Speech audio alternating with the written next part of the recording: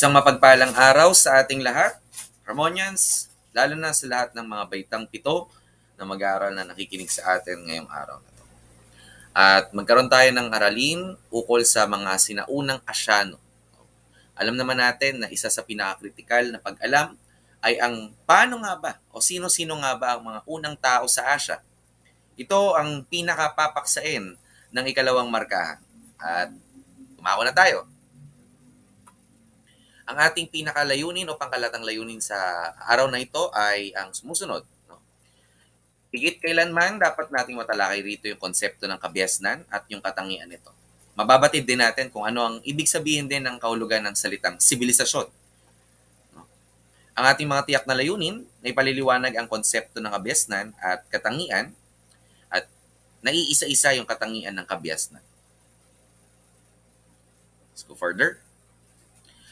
Ayon sa definisyon sa libro nila Cruz et al., ang kabiasnan daw ay paraan ng pamumuhay na pinauunlad at patuloy na pinauunlad upang makaangkop sa pagbabagong nagaganap sa kapaligiran. Nangangahulugan lamang na ang tao dinidescribe dito bilang isang adaptive.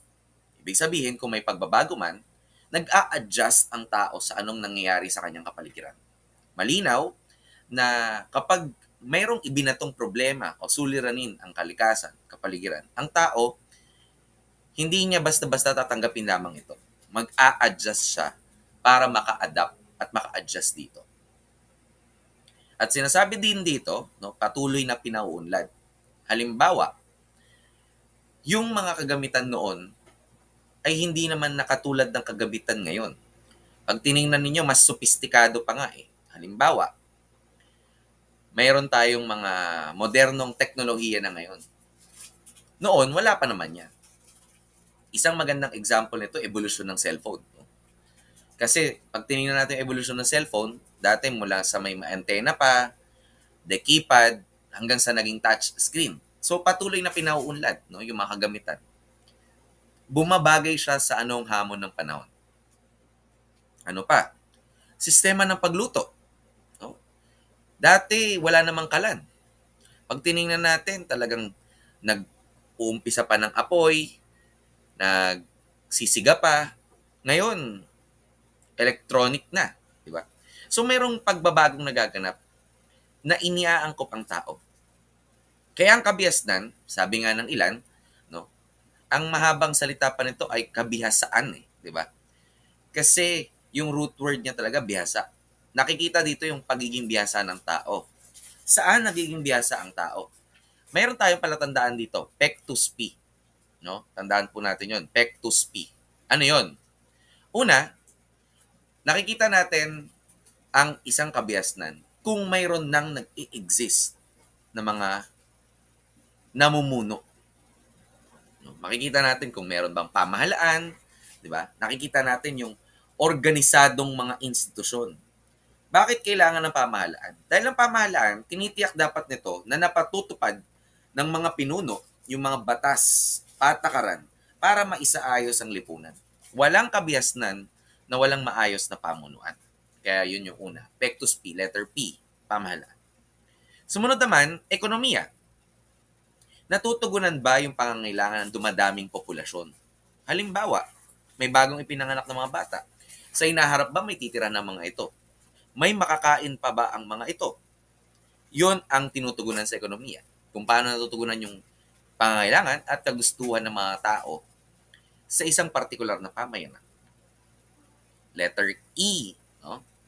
Para sa pectus P. Ang sumunod naman ay K, no? Kultura. Dito sa kultura papasok yung karunungan, kaugalian, paniniwala at tradisyon, no, ng isang lipunan. Paano natin malalaman na yan ay kultura? Nung tinuturo ko ito, no, sa libro ni Panopio, ang kultura, ito daw yung way of life. Ibig sabihin, kinagisnang pamamaraan ng pamumuhay ng isang tao. Halimbawa, diba? Pag tayo nagising sa umaga, hawak agad natin yung cellphone natin. Alam natin, no, lahat tayo dyan, may ganun tayong kinagisnan. Tapos tayo mga Pilipino, kilala na gumagamit tayo ng tabo pag naliligo. Ay bahagi yan ng kultura. No? Way of life yan. Pero pagdating din sa karunungan, halimbawa, yung pagmamano, di ba? Yan ay kaugalian. Yung paniniwala na halimbawa, pag sa atin, pag mayroong, kunwari lang pagpalagay natin, may nahulog na kutsara. Oh, may darating di umanong babae na bisita. Pag nahulog naman daw ay tinidor, yan ay lalaki. So may ganung mga paniniwala. Dahil yan ay bahagi ng tinatawag na kultura. So, yun yung example natin. Okay? Ang sumunod naman ay letter T, no? Teknolohiya. Ano yung teknolohiya? Ang teknolohiya, yan yung invention. No? Ang tanging role o goal ng teknolohiya ay mapadali ang mga bagay-bagay upang higit na magkaroon ng kabilisan, katiwasayan sa pamumuhay ng isang tao. Diba? Basta mapapadali niya. Example ng teknolohiya ay mga makina. So sa Pectus P, yan ang letter T. Ang sumunod naman ay uri ng tao. Pag tinignan natin yung uri ng tao, makikita natin, ito naman yung mga hatian sa trabaho. Halimbawa, may mga taong nakatoka sa pagsasaka. May mga taong task sa kanila ay sila ay mangingisda. Yung iba naman mangangalakal. No? Pero, lahat ay mayroong inaasahang gawain, gampanin. Kumbaga, may ambag sa lipunan natin. Ito ay uri ng tao, hatian sa trabaho. Yung tinatawag nating specialization. Kahit sa panahon natin ngayon, di ba? Hindi lahat nag-aaral lang. May iba nagtuturo, naggagamot, nagiging abogado, at gumagawa ng mga patakaran ng batas, etc. May kanya-kanya tayong specialization. Expertise, ika nga. No?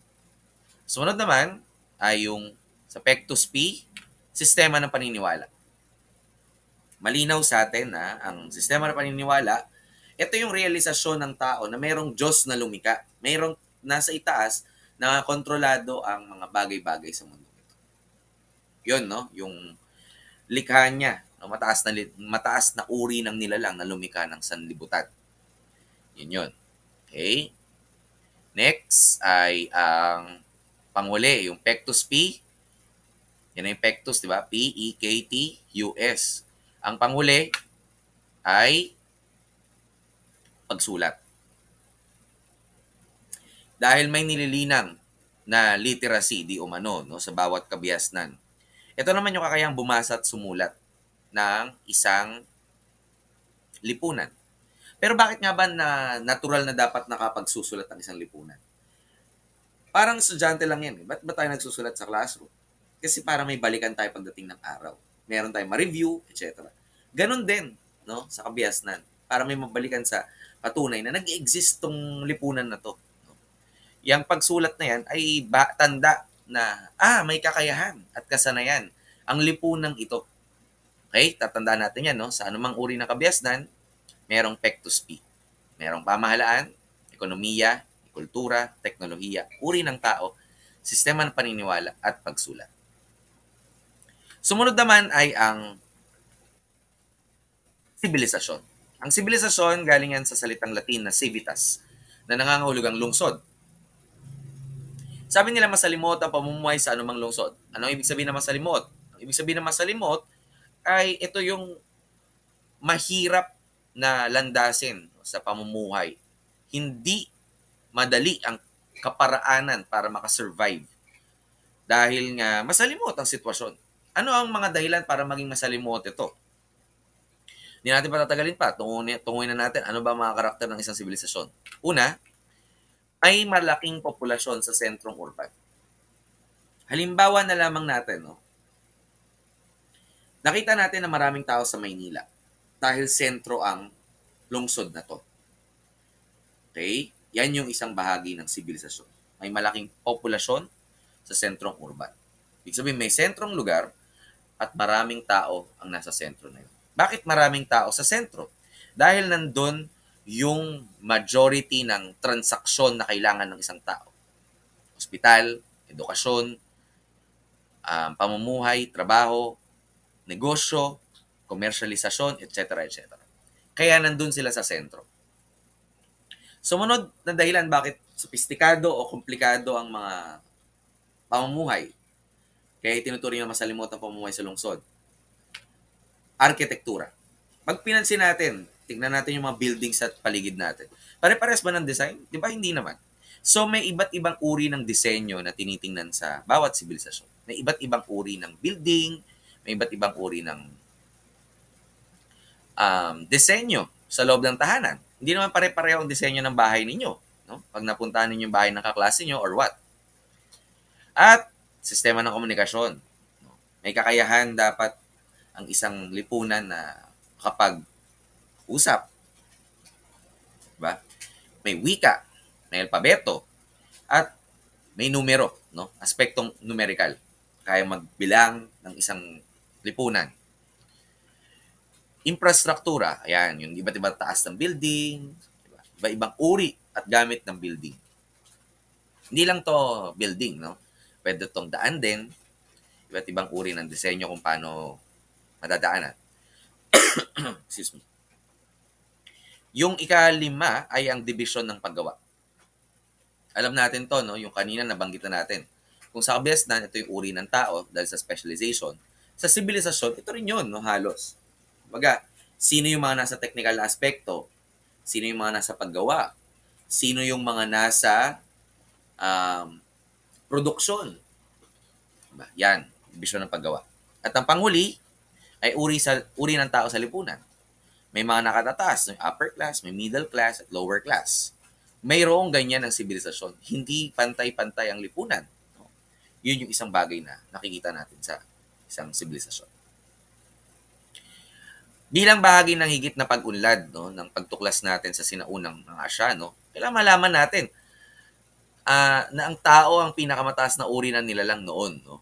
Dahil nakikita natin sa ganang atin, bakit ba tao ang tinuturing na pinamataas na uri ng nilalang? Dahil tao ay may kakayahang mag-isip. No? Yun yung isang bagay na kino-consider natin. Ba't pinakamataas na uri ng nilalang ang tao? Kaya tuklasin natin yung iba't ibang karakter ng tao. No? Batay sa pag-evolve niya sa kanyang pamumuhay sa lipunan ng Asya. Ang tao kasi, kayang-kaya niyang umasa sa kanyang kapaligiran. Diba? Sa kanyang kalikasan. Umasa ang tao sa kalikasan. Pero, dahil nga sa kanyang katalinuhan, nagagamit niya ang mga bagay-bagay upang magkaroon siya ng control dito.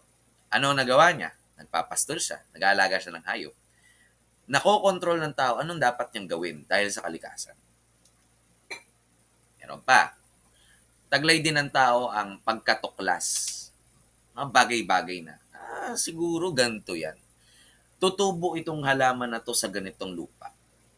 Pag ganitong panahon, ganito ang itatanim. So, ang tao nag-a-adapt talaga sa kalikasan. Kaya nga siyang itinuturing na pinakamataas na uri ng nilalang. Tayo, ang mga tao, ang tinuturing na mataas na uri ng nilalang. At siyempre, may kakayahan tayo magtayo ng sarili nating tahanan. Hindi kaya ng mga hayop yan. Siguro natural lang kanilang mga tahanan, ngunit yung magtatayo sila ng sarili ng tahanan, sarili ng kulungan, hindi. Tao ang gumagawa. Tao ang nakagagawa ng ganyang paraan. Okay? At ano ang mga nangyari bago nagawa ng tao itong mga to? Dumaan ito sa iba't ibang serye ng panahon. Diba? Tunguin na natin iba't ibang serye ng panahon. Unang-una, yung panahon ng Paleolitiko. Ano yung panahon ng Paleolitiko? Yung panahon ng Paleolitiko, galing ito sa dalawang salita, no? Diba? Babalikan lang natin sa kasaysayan. 400,000 to 8,500 BCE o before Common Era. Ang pinagmulan nito yung Palawis o Palawis, ibig sabihin nun ay matanda o luma. Palios means luma. No? Litos means bato. So, panahon ng lumang bato. Bakit lumang bato? Kasi, ganap na hiwalay lamang dito ang tao at ang kalikasan. At gayon din ang hayop. Diba? Makikita natin yan dyan. No? Na nagagawa lang niyang i-separate yung kanyang sarili kasi kayang-kaya niyang mag-isip kumpara sa mga hayop. Diba? Sumunod, nagbigay daan ang panahon ng lumang bato upang makagawa ng kasangkapan ng tao. Para saan? Para makaangkop siya sa tinatawag nating kapaligiran o kalikasan. Ano pa? Ginagawa rin ng tao dyan ay, syempre, palipat-lipat siya ng tahanan. At palipat-lipat ang tao ng tahanan, batay dito. Nomadic nga daw ang terminolohiya para sa taong palipat-lipat ng tahanan. Walang permanenteng tinitirhan. May mga paliwanag sa mga aklat sa kasaysayan. Una, syempre, kapag nauubos ang resources o wala nang makuha ang tao dun sa isang particular na lugar, natural na lilipat siya sa iba pang lugar.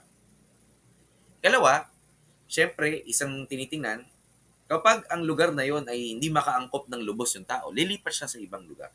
Halimbawa, sobrang lamig sa lugar na yan, hindi ka makapag-adjust sa environment, o may matinding pangangailangan ng tao, pwedeng maging dahilan yun, no, paglipat niya. At syempre, komunal na maituturing ang relasyon dito sa panahon ng lumang bato. Ibig sabihin, kung anong gamit ng isa, nagiging gamit ng lahat. Dahil nga, mas itinuturing dito na may pagkakaroon ng pagkakapantay-pantay halos sa panahon ng lumang bato. Ano nga ba ang pinakamagandang bahagi o portion sa kasaysayan na nangyari sa panahon ng lumang bato? Walang iba kundi ang pagkatuklas ng apoy. Dahil ang apoy ang nagsilbing paraan upang makapag-adapt ang tao sa panahon na yan. Kung matatandaan natin sa kasaysayan, yung 400,000 to 8,500 BCE, may yelo pa dyan. Malaking tipak pa ng bato yan. At ang batong yan ay yelo. Hindi yan batong lupa na alam natin na ganun yung temperatura. Malamig pa sa panahon na yan. Kaya pinamahalagang inbensyon niya ng tao at that time. Tunguin naman natin, no? Siyempre, habang nakapag-evolve ang tao, nagtanda natin na sa panahon ng lumang bato, na-separate niya lang ang kanyang sarili sa mga hayop. Pero umiinog ang panahon. Ibig sabihin nun, habang tumatagal, gumagaling, nagiging bihasa ang isang tao. Sa panahon ng Mesolitiko, dito natin makikita ang lubos na ganap na matutunaw na nga yung yelo dito. 10,000 to 4,500 BCE. Yun na nga, yung pagkatunaw ng malaking tipak ng yelo. Ang pinakamagandang bagay rito na pinakamadaling tandaan sa Mesolitiko ay yung dugout, yung canoe. Ginamit ito sa pangingisda. Dahil siyempre, ano ba nangyari pag natunaw ang yelo? Nagiging tubig. Diba? Ito yung paliwanag ng ilan na sa pagkatunaw sa Pangaea, ang pinakatinitingnan bahagi rito ng sa mundo. Iyan yung malaking porsyon na tubig naman ang mamaniobra at magkakaroon ng kasanayan ng tao batay rito. So, ginamit yan sa pangingisda, sa ilog, at sa mga bababaw na bahagi ng dagat. Okay? Sa panahon, Meso means middle. Okay? Litos means stone. So, middle stone age. Yun yun. Ang sumunod na panahon ay ang Neolitiko. Ano ba ang Neolitiko naman? Nangyari ito sa pagitan ng mga panahon na 7,000 hanggang 3,000 BCE o before Common Era. Neos means bago. Sabihin ng Neos. Litos means bato. So, panahon ito ng bagong bato. Okay? Ano yan? Nakagawa na ang mga tao dyan na kagamitan mula sa pagkinis ng bato. Diba? At yun na nga, mahalagang bagay rito na nakuha ng panahon ng bagong bato, yung paggamit ng aso. Tinuturing natin na ang dog ay isang man's best friend. No?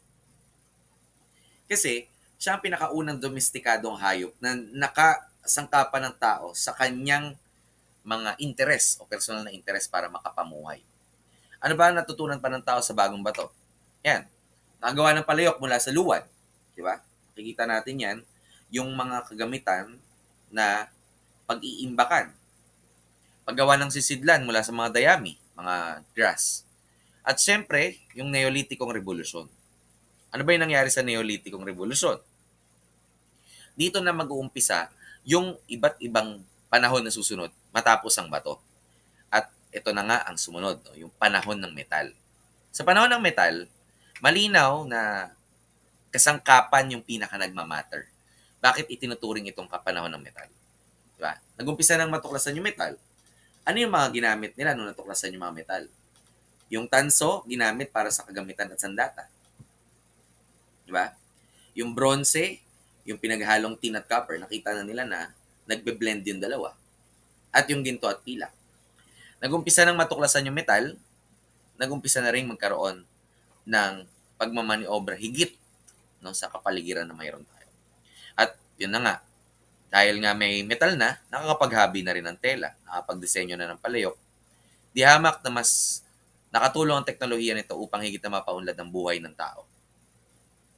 Okay? Bukod sa siyentipiko, may mga mito ng pinagmulan o pagsisimula ang Asya. Ito ay karagdagan na lamang to, no? Dagdag na aralin lamang ito upang higit pa natin matuklasan anong mga nagpapaliwanag sa pagkakaroon ng tao sa sinaunang Asya. So, let's explore. Umpisa natin. Ang una, siyempre, hindi natin pwedeng ialis na may mito ang China. Ano ang paniniwala nila? Meron daw taong dilaw, no? Naglilok, no, ng dilaw sa kanyuan ng tao. Nung hiningahan niya yon, nagkaroon ng buhay. At yung mga unang nahinga na yun yung mga aristokrata at maharlika. Mga nakatataas na tao sa China. Yan ang kwento ng paglikha ni Nugua. Okay? Bukod pa ron, sa paglikha ni Nugua, no, sabi rin dito, bahaging nalaglag sa basing lupa at tabong malapit halos sa kanyuan ng hugis ng tao. Ito naman yung hindi mga aristokrata. Sila yung mga magsasaka, mga ngalakal, at mga artisano sa China. So yun, no? Nakita natin yan. Yung mga nalaglag sa ilalim, sila yung mga mga pantulong na sektor ng lipunan. Tapos yung mga unang nahingahan ni Nugua, yun yung mga taong yun yung mga taong naging aristokrata. Sila yung unang hingay. Tapos yung mga nalaglag, sila yung mga magsasaka, mga ngalakal, artisano. So parang merong kategorisasyon kaagad, no, sa realidad. Next, merong mito ang Japan, no, na patunay nila na may paliwanag kami paano nagsimula. No? Parang may ganong version ang Japan. Sa kanila naman ay yung Kojiki at Nihon Shoki. Anong paliwanag dito? Ang pinagmulan ng bansang Hapon, sabi rito, natatanging pagpapahalagan nila yan kung bakit ang lawak at ang lalim ng nasyonalismo na mayroon ng bansang Japan. Nagpapaliwanag din ito bakit sobrang lalim ng pagmamahal ng mga Hapones sa kanilang bansa. Excuse me. Sa paliwanag kasi ng Kojiki at Nihon Shoki, sabi rito, sa umpisa lamang, isa lamang ang langit, yung yin at lupa, yang, yo-yang. Diba? Yin, yung langit, at lupa, yung yo-yang. Umiiral lamang ito sa kaguluhan sa anyo ng itlog. Yun, yung isang egg. No? Tapos, kadalisayan yung nagpapaangat sa lipunan.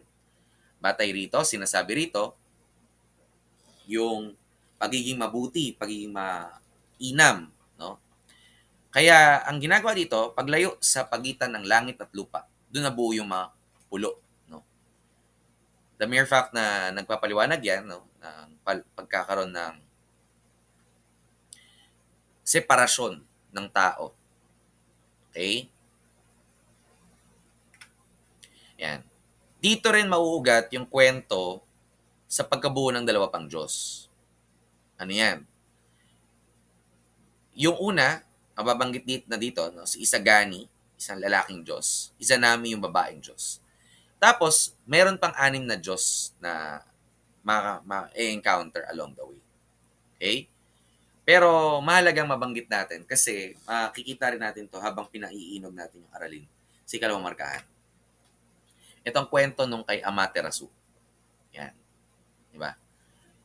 Yan kay Amaterasu kasi, kilala natin na siya ang may paliwanag sa paglikha ng sangkalupaan at siya ang may isang paliwanag. Dito may isang paliwanag ang literatura at akda sa Japan na inuugat kay Amaterasu. Si Ninigi, di ba? Yan yung apong lalaki ni Amaterasu. Tapos, dun nag-ugat ang unang pamilyang imperial sa bansang Hapon. Yan. Mahalagang bagay itong mga mababanggit, no? Yung tanso, espadang bakal, at magatama o yung beads. Kasi ito yung mga bagay-bagay na pinahalaga ang lubos sa pag-inog ng lipunang Hapones. Pag pinansin ninyo, di ba, yung samurai, later on, nakaugat siya dito sa unang-unang kwento. Yan, mito ng Kojiki at Nihon Shoki. Okay? At may mito rin ng Persya para sa kabatiran natin. Ano ang mito ng Persya? Yan. Ito ay naugat sa Zend Avesta. Ito nga raw yung yung kay Ormazd at Ahriman. Ang nangibabaw ng unang panahon, itong si Ormazd, siya yung Diyos ng karunungan. Si Ahriman naman ang tinuturing nating Diyos ng kasamaan. Sa pagkawala ni Ahriman, sa impyerno kanyang kinabibilangan, nagpakalat di umano siya ng mga sakit at peste. Yan. Tapos si Gaiomart, yan naman. Yung Gaiomart naman, yan yung katawang naging pataba sa lupa. Diba? Hindi ako nagkakamali, yan yung parang pagkatalon dun. Diba? At ngayon, batay sa kwento ng Zend Avesta, naging puno ang halaman at di nagtagal ay nagiwalay ang babaeng sanga at lalaking sanga. So, yung Masya, lalaki, Masyane, babae. So, yun yung pag-iwalay ng dalawang sanga, di ba? Lalaki at babaeng sanga. At, yan na nga, yung paniniwala sa kasinungaling ang hatid ni Ahriman, yan yung isa sa pinag-ugatan ng mundong to. So, pag tinignan natin, napakatingin, ang tingin dito, may pagtanaw na nag-ugat sa kasamaan di umano. Di ba? Para familiar ba tayo dito sa kwento ni Adan at Eva? Di ba? May isang nilika na binalaan na hindi mo dapat kainin pero nagawa. Pero dito naman, kakaibang kwento to mula sa paniniwala sa kasinungaling ni Ahriman. So, meron ding mga ayon sa relihiyon, no? Kanina, mito yung mga yon. Sabihin, matandang kwento. Kasi nga, isa ang bahagi ang kultura, sa kultura, yung karunungan ng isang lipunan. Dagdag pa, yung paniniwala, no? Kasi paniniwala, diba? Walang sibilisasyon at walang kabihasnan. Walang paniniwala. Kaya isa sa produkto lagi ng kabihasnan, anumang kabihasnan, ay ang relihiyon. Ang mga relihiyon naman, magpapaliwanag sa inyo yan, paano nagsimula ang mga tao. So, dito, makikita natin, unang paliwanag, nagkakasundo-sundo yung tatlong relihiyon. Ano yan? Yung Islam, Kristyanismo, at Judaismo. Malinaw sa Genesis, unang kabanata ng Genesis, verso 26 hanggang 28. Kung familiar tayo dyan, nilika ang tao sa wangis ng Panginoon. Diba? Yan yung paliwanag dyan. Diba? Yan yung aklat na kabanata na nilaan para sa paglika. The creation, the story of creation, pag binasa natin yung book of Genesis. Ano pa mga paliwanag? Ebidensyang archaeological. Kailangan siyentipiko. Naugat ba yan? May patunay bang ganyan? O, di ba? Kaya yan, yung mga haito, mga fossil na nahukay na labi, di ba? Sa Guangxi, China, noong 1956, yung great ape, yung Gigantopithecus, yung malaking unggoy. So tingin nila, yung malaking unggoy na yan, hindi yan unggoy lang. Tao yan. O, so yun, yung kwento sa haito, no? Ano pa? Yun, yung Tabon Cave at Guri Cave sa Palawan. Isa yan sa mga nagpapaliwanag kung may mga sinuunang tao na dati nag-exist. Yung gintong butil, kwintas, pulsera, singsing at hikaw. Sandata, suklay, maliit na banga. Manifestasyon yan na may naunang tao na nabuhay. Diba? At siyempre, bukod sa archaeological, yung archaeological kasi kailangan may nahuhukay ka, may nakita tayo. Ang siyensya meron pang isang paraan, yung tinatawag nating carbon dating. Kaya yung makaagam na paraan, di ba, carbon-14 dating, yung carbon content sa labi. Kasi isa daw to sa magmamanifest kung gaano katagal nang nangyayari o ginagagamit o nag-exist ng isang particular na substance. So gamit ang tinatawag nilang stratification method as association method, nauugnay nila yung mga yon. Kaya nga dito, no, mababanggit dyan, yung Lantian, China, yung sumusunod na lugar daw, nahalukay yung bungo ng taong Bakulaw. Di ba? So, yun yung mga bagay-bagay na tinitingnan natin dyan. At Pagdating naman sa teorya ng pagsisimula ng tao, hindi maikakaila na mababanggit ko na dito si Charles Darwin. No? Pero sa pagbanggit natin kay Charles Darwin, malaki ang epekto nito dahil sa klima. Nag-a-adjust talaga ang tao. Depende sa kanyang environment. So, sa teorya ng pagsisimula, malaking factor ano ang klima. Now, may dalawang classification kasi ang hayop. May vertebrates at invertebrates. Ang vertebrates, ito yung mga merong spine. No? Merong spinal cord ba to? O, yun. Basta dito sa likod. Manifestasyon na kaya makaangat o makatayo. No? Ngunit, ang paliwanag na ito ay mas detalyadong pinaliwanag ni Charles Darwin sa Origin of the Species. Sabi niya dyan, may isang ninunulang sa mundo na sanhi ng natural selection. Yung kakanyahan ng katangiang namanan sa mga ninuno na makiangkop upang manatiling buhay. Ibig sabihin, nangangahulugan lamang to sa paliwanag ni Charles Darwin na ang tao, nakuha lang natin yung kakayahan ng mga sinuunang tao, kaya tayo nakakapamuhay ngayon. Nagawa nating mag-adapt dahil nakapag-adapt yung sinauna natin. Kaya don't trace na sino yung mga unang nakapag-adapt, ito ang unang tao. Diba? Okay? So, sino-sino yung mga yon? Trace sa pag-aaral sa evolusyong biological, unang-una ay ang mga hominid. Diba? Nakakapag-maniobra lang yan sa kalikasan. Sila yung Ramapithecus at Australopithecus. Ang katangian nila ng mga hominid, may malaking utak yan. May kamay at may daliri. So, usually, na-associate yung mga yan, mga sinuunang yan, sa unggoy. No? At yung tao. Pag tinignan ninyo doon, yung Australopithecus at Ramapithecus. Sumunod naman yung Homo habilis. Yung Homo habilis na yan, sa panahon niya ng 500 to 800 cc, yung utak ay panahon na yung nung sa lumang bato, kung hindi ako nagkakamali. Luma, Mesolitiko at bagong bato. Yung sukat ng utak niya ay 500 to 800 cc. Okay? Yung tatanda natin dyan, nandyan sa paliwanag dyan. Yung kasanayan niya sa isang pangkatang pamumuhay, ibig sabihin yung komunal na pamamaraan. Kaya nga yung lumang bato, manifestasyon niya na nag-exist na yan, mga yan. Isang karakter ng Homo habilis. Omnivore sila, kumakain ng karne at gulay. Okay? Ang sumunod naman ay ang Homo erectus.